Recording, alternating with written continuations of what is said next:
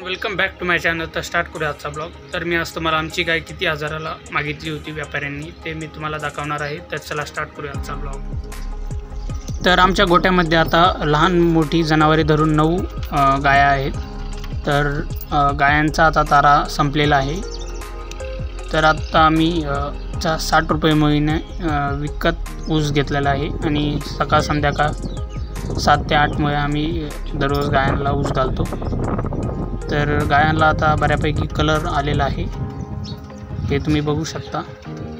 आणि हा ऊस गायाला दररोज 7 ते 8 मध्ये आम्ही घालतो। तर ही समोरची जी काही गाय आहे ती 35,000ला व्यापाऱ्यांनी बाजारामध्ये मागितली होती, पण ती आम्ही दिली नाही आणि घरी घेऊन आलो। तर हा ऊस आम्ही 7 ते 8 मया दररोज कुट्टी मशीनमध्ये कुट्टी करून गायांना घालतो। एवढ्या 7-8 मयासुद्धा गायांना पुरत नाही, तरी गायांचे भरत नाही या मयांमध्ये। आणि आता गायांना खूपच चारा लागतो, कारण की गाया 9 ते 10 गाया आहेत। त्यामुळे आता आम्ही गिन्नी वाढायची वाट बघू राहिलेलो आहे। 1 महिन्यामध्ये गिन्नी येऊ शकते आणि गिन्नी आता बऱ्यापैकी पाऊस झाल्यामुळे फुटलेले आहे। तर हा ऊसाचा चारा किती घातला तरी कमीच पडतो।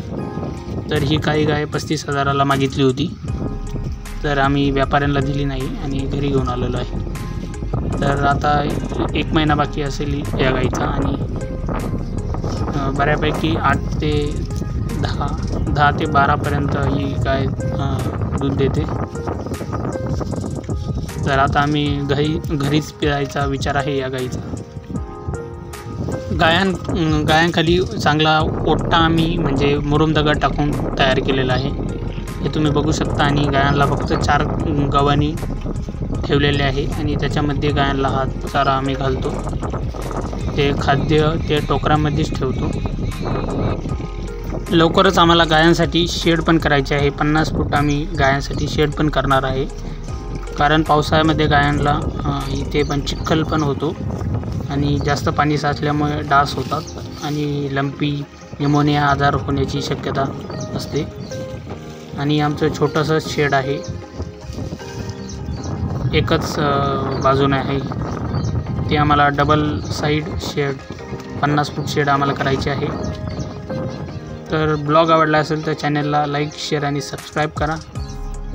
तर तुम्हाला पुढचा व्हिडिओ कशाबद्दल पाहिजे ते तुम्ही कमेंट बॉक्समध्ये नक्की सांगा। तर चला भेटूया पुढच्या ब्लॉगमध्ये। थँक्यू।